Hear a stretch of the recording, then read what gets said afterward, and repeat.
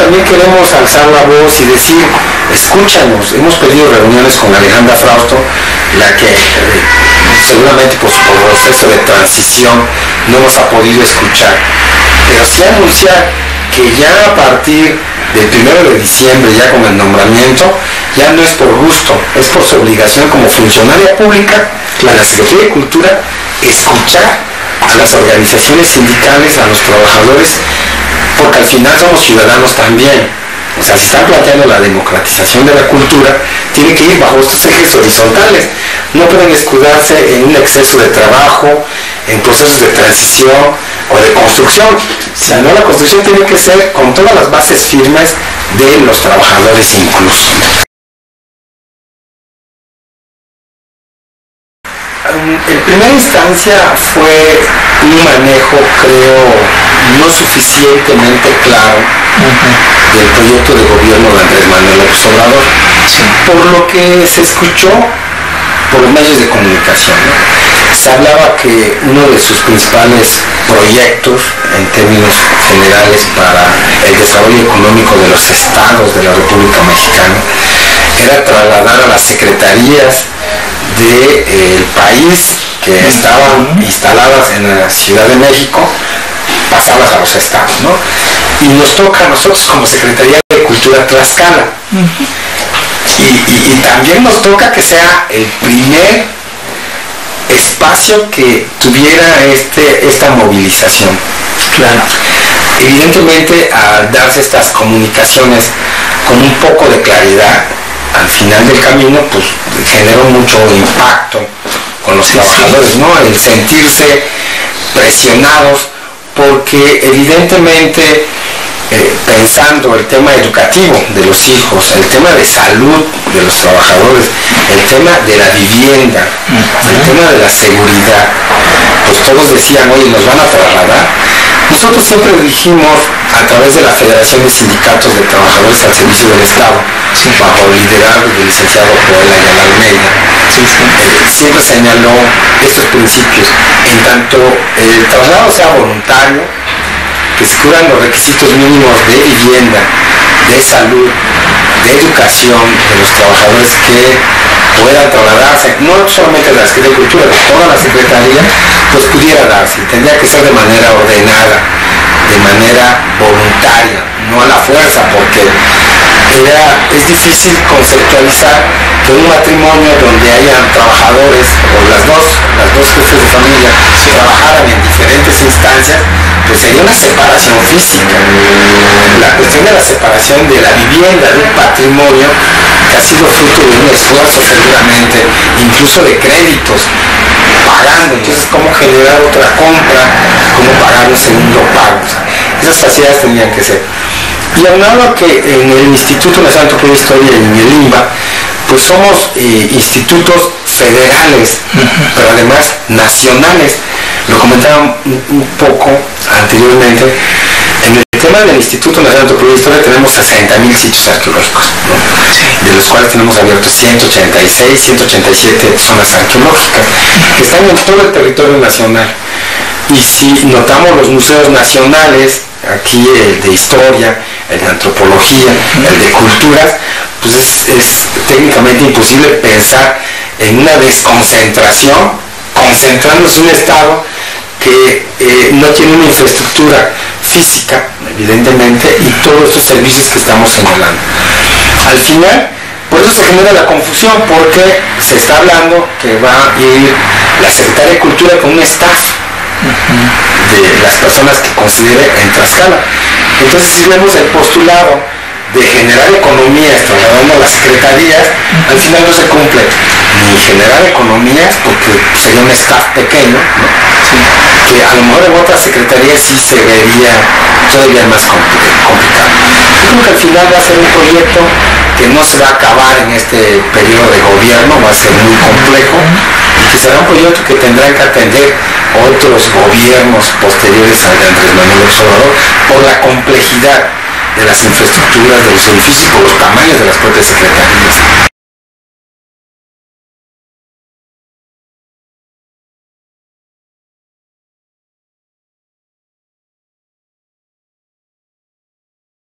Lo afortunado que tenemos en la Secretaría de Cultura es que tiene un marco normativo. Sí. Lo afortunado que tenemos que ese marco normativo de la Secretaría de Cultura la tiene el Instituto Nacional de Antropología e Historia con su ley orgánica, la Ley Federal de Monumentos y Zonas Arqueológicas, y evidentemente el Instituto Nacional de Bellas Artes y Literatura también su ley de creación. Sí. Entonces deja poco margen de maniobra a cómo lo manejan algunos otros países que tienen ministerios de cultura, que tienen más bien la voluntad expresa de una persona, los designios y los destinos de estos procesos culturales. Ese marco de acción pues es institucional, está registrado, avalado, incluso por las cámaras de diputados. Evidentemente allí el programa puede ser limitado en cuanto a la voluntad presupuestal. Eso. Se está hablando ahora que hay un proceso de que se va a autorizar un poco más de 17 mil millones de pesos para las diversas actividades que se tienen. Y de esos millones de pesos que se están destinando, pues no hay que olvidar los famosos vales culturales, que viene justamente y está por ley en términos de que ya es un derecho humano el acceso a la cultura, ¿no? Que ahí está la discusión que creo que Alejandra Frausta debe de sostener de primera instancia. ¿Qué hacer para poder democratizar la cultura? Garantizar el acceso a la cultura a los mexicanos. Porque, por ejemplo, nuestros patrimonios arqueológicos no son dables para el acceso a los que tienen capacidades diferentes. Por ejemplo, ¿no? Que es un tema que estamos analizando, tenemos diferentes propuestas que todavía no nos han respondido el INAH, ¿no? por poner un ejemplo. Y los otros, la visión que comentaba, o comenta María Cristina en su momento, de llevar eventos culturales a los parques de los pueblos, también nos parece equivocado, porque deben respetarse los productos culturales de los propios pueblos, su propia música, su propia danza, su propia creatividad y la herencia y su legado de conocimientos y cultura de los pueblos originarios. Y Alejandra Frausto lo ha comentado, dice, vamos a hacer vasos de comunicación del sector central para allá, ¿no? Para los pueblos. Entonces yo creo que también es equivocado. Sí se tienen que manejar estos vales, pero desde la creación de los pueblos originarios, o sea, estimulando con ciertos recursos la propia creatividad de los pueblos, no la visión egocentrista, ¿no? O eurocentrista, como en algún momento se ha planteado, el de querer generar la cultura extranjera, ¿no? Porque al final las bellas artes en algún momento se contradice en tema, desde la visión de Siqueiros hablaba, ¿no? La obra pública estética, claro, ¿no? Y el tema de las bellas artes pues está un poco elitizada, porque es muy difícil acceder a esos espacios por sus propios costos, por su propia visión centralista, ¿no? Pero sí generar de los pueblos originarios esta parte. Ahora estamos viendo todos muy atentos el tema de la transición de cultura, ¿no? Que hay un foro abierto, nosotros hemos intervenido en algunos y hemos dejado nuestra postura en términos del presupuesto, ¿no? Estamos viendo cómo se plantea en el tema de cine, ¿no? De la generación de material cinematográfico, pero también creo que ella debe de ver toda la cuestión de la sectorización, ¿no? Claro. De cómo, sin olvidar ahora que la Secretaría de Cultura, su origen fue el Conaculta, que fue un proceso del 88 de Salinas de Gortari, claro, y que ese aparato burocrático de funcionarios finalmente distrae recursos. O sea, cómo sectorizar, ¿no? Y eficientizar el gasto público para el sector cultura. Ese es un gran reto, ese es un gran reto. Y lo que sí también queremos dejar muy claro, que vamos a estar muy atentos a la forma como el gobierno federal está estableciendo dos líneas que nos parecen muy graves y quisiera enfatizar. Sí. Dice nuestro presidente electo, al cual apreciamos y respetamos en todas sus letras, pero creo que debe de rodearse de gente que le informe de manera adecuada. ¿Por qué razón? Ha señalado, por ejemplo, que ingresando al gobierno va a adelgazar el personal de confianza. Y no olvidemos que el Instituto Nacional de Historia y el Instituto Nacional de Bellas Artes y Literatura, que han sido golpeados brutalmente en términos presupuestales, hubo separación voluntaria, retiro voluntario, se adelgazó mucho la plantilla laboral, pero en detrimento de nuestras obligaciones que tenemos de conservar, difundir, divulgar, investigar. Porque no hay un exceso de contratos. Y eso que ha permitido. Tenemos desde el 2000 el bajo incremento salarial a los trabajadores de confianza, a los trabajadores de funciones de base. Y me quiero detener un poco en este tema.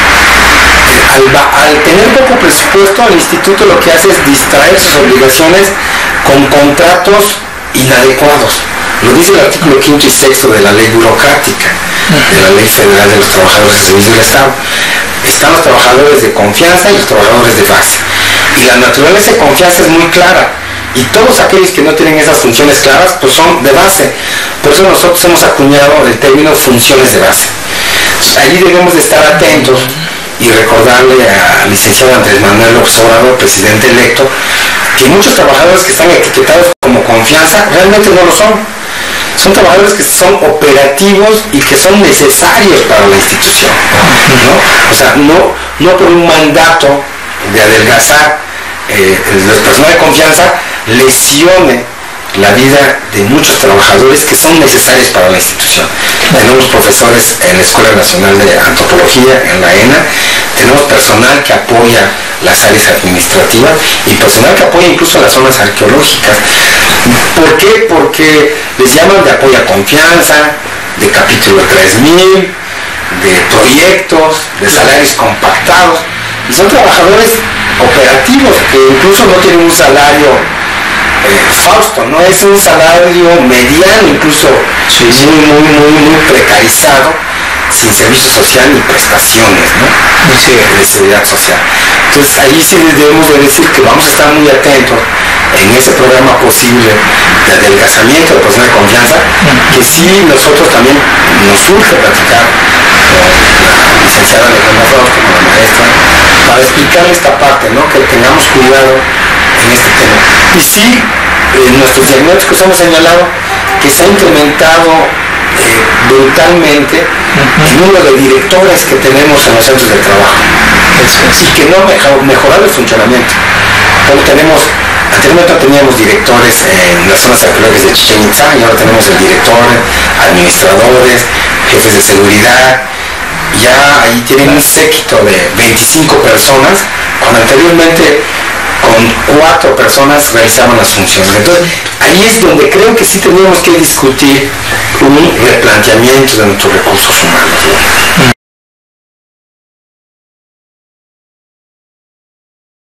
Pues el más importante es que tengamos tranquilidad en este proceso de transición. Creemos en la visión juarista de Andrés Manuel López Obrador, presidente electo de la República, y confiemos en nuestros talentos, confiemos en nuestro trabajo, que es nuestra mejor arma de defensa a nuestra materia de trabajo. Y mucho más ahora, ¿no?, que somos responsables de la reconstrucción del tejido social, de reconocer y explorar nuestra historia post-revolucionaria e independentista, ¿no? Y que el Instituto de Santo Culero lo tenemos para muchos, esperemos cientos de años, seguramente no lo vamos a ver, pero que el trabajo que estamos realizando en nuestras zonas arqueológicas, en las áreas administrativas de restauración e investigación, va a ser disfrutado por los mexicanos como INA e INBA, va a ser disfrutado por los visitantes extranjeros por muchos cientos de años. Tenemos INA para rato, INA para más consolidado y con más presupuesto y con más visión del país. Hay que quitar esa la forma de verlo sacro. O sea, yo respeto mucho a los investigadores, algunos amigos platicamos, dialogamos, reflexionamos, pero algunos hablan que el patrimonio cultural solo debe ser para los investigadores, solo debe ser para las cuestiones académicas y de educación, pero no, o sea, el patrimonio cultural puede visitarlo uno con discapacidad motriz. Pues hay personas que todavía en nuestro país es analfabeta. O sea, hay gente que puede sorprenderse contemplando nuestro patrimonio arqueológico, que es una capacidad humana de sentimiento. Entonces no puede sacralizarse, no solamente para la investigación, es también para el uso y disfrute de los mexicanos. Y bajo esa tesitura podemos explorar otros procesos en la que, por ejemplo, en el 2009 se intentó mucho hacer un luz y sonido en Teotihuacán. De acuerdo. Hicimos ahí festivales culturales, logramos detener ese proceso que en su momento el actual presidente de la República, como gobernador del Estado de México, pretendió hacer, y no olvidemos que se llamaba Resplandor Teotihuacano, y era brutal porque era taqueteado en la pirámide con lámparas, y por fuera se veía un árbol de Navidad, y logramos detenerlo, y ahora pudimos decir por qué no se hace de manera correcta, convocando a los investigadores, a los conservadores y a los trabajadores, y decir cómo sí hacer difusión y divulgación con el respeto a nuestro patrimonio arqueológico, porque al final es un bien nacional. Por eso el 288 me parece importantísimo, porque un bien nacional, lo decimos propiamente, tiene un usufructo correcto, y el usufructo correcto tenemos que cuidar, el uso correcto de nuestros bienes nacionales, porque además nuestro patrimonio arqueológico es un bien no renovable, es un bien que se puede acabar y puede dañar. Y discutiendo otros temas con otros compañeros de otras áreas, también vamos a estar iniciando, discutiendo que es un bien mixto mexicano. Sí. Porque nuestro patrimonio arqueológico está rodeado de naturaleza biológica, fauna, pero además nuestras zonas arqueológicas están rodeadas de población originaria y de población que está llegando a los espacios por lo que significa las zonas arqueológicas. Tenemos un programa en Teotihuacán que es Teotihuacán Vivo y Teotihuacán Transparente, en la que nuestra organización sindical convocamos a empresarios, a servidores públicos, a trabajadores, a guías de turistas, prestadores de servicio, y dijimos, como Teotihuacán tiene más de 3.000 años todavía como una potencia, y lo dijo un poco con ánimos de comparar. En Teotihuacán ya hay productos chinos. Sí. Entonces, imagínense el poder que tiene Teotihuacán y lo que significa para el mundo. O sea, comerciar productos chinos dentro de la zona arqueológica, que es un proceso que tenemos que estar regulando, revisando. Por eso este programa intenta que todas las dependencias y secretarías del Estado, desde Seguridad Pública, ¿no?, en la cuestión de la Secretaría de Economía, el de Turismo, ¿no?, en la propia Secretaría de Cultura, trabajemos de la mano para reordenar, porque también lo que sucede en Chichén Itzá es un escándalo. Sí. Gente que, y lo digo con mucho respeto porque sé que esto va a tener implicaciones a lo que digo, muchos se hacen pasar por artesanos cuando solamente son vendedores ambulantes de productos no hechos a mano. O sea, ya es un comercio. O sea, y sé que esto va a generar polémica, pero lo quiero plantear, claro, porque es así. O sea, muchos se hacen pasar por artesanos, pero son productos ni siquiera de manufactura mexicana, ni siquiera hecha a mano. Entonces no son artesanos, son vendedores ambulantes. Y lo vemos en Chichén Itzá, y lo reportan los trabajadores, y hemos señalado esto a los directores del Instituto Nacional de Antropología e Historia. Al haber una cantidad impresionante de vendedores o artesanos, ya no está en mí calificarlo, al final la gente hace sus necesidades fisiológicas al interior de la zona.